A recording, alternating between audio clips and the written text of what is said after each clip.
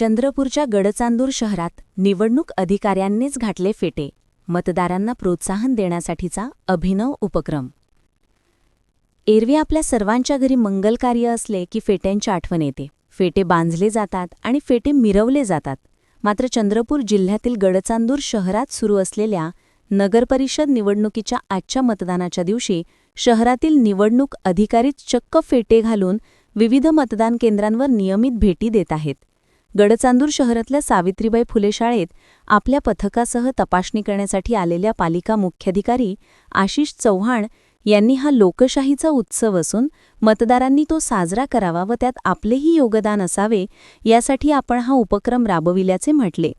निवडणूक व मतदानाच्या धामधुमीत या उपक्रमाची शहरभर चर्चा होत आहे।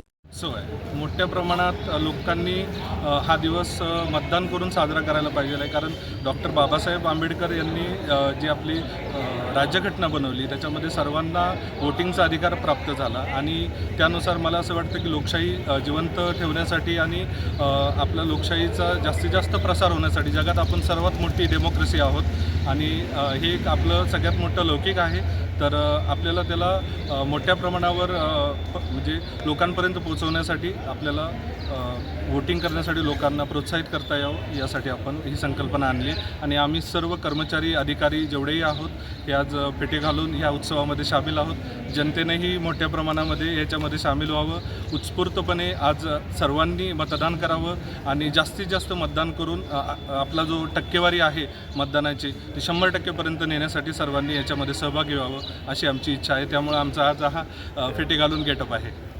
ठीक, थँक्यू।